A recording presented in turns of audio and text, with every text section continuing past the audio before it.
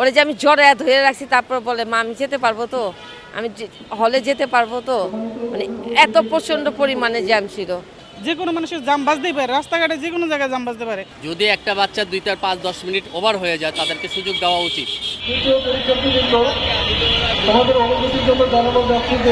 অনেক যানজট ছিল, মানে আমি হাতে 1 ঘন্টা নিয়ে আসছি, তারপরে প্রচুর যানজটে পড়ছি।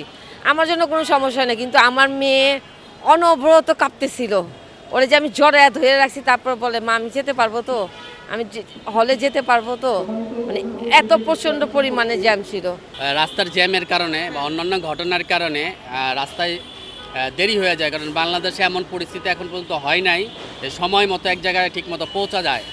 তো সেই দিক থেকে আপনারা আমি বলবো বর্তমান সরকারকে যে যদি একটা বাচ্চা 2-5-10 মিনিট ওভার হয়ে যায় তাদেরকে সুযোগ দেওয়া উচিত। তাদের জন্য মানে অনেক খারাপ লাগে, বিশেষ জন্য তারা সবসময় টেনশনে থাকে যে তারা টাইম মতো আসতে পারলো না পারলো, বুঝেন না। যদি টাইম মতো 10 মিনিট দেরি হয়ে যায় তাহলে পরীক্ষা 10 মিনিট সমস্যা হয়ে যাবে না। অনেক সময় আছে যে ওনারা গার্ডরা অনেক সময় 5-10 মিনিট দেরি হলে ভিতরে ঢুকতে দেয় না। আগে তো অন্যান্য পরীক্ষার সময় এরকম আমরা দেখছি যে 5 মিনিট দেরি হলে হলের ভিতরে ঢুকতে দেয় না।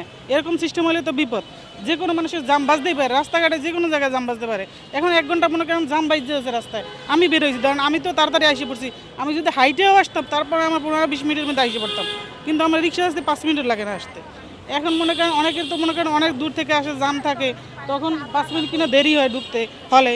তখন যদি ওনারা গেটে না ঢুকতে দেয়, এগুলো কিন্তু আমরা বিগত অনেক বছর এগুলো দেখে আসছি।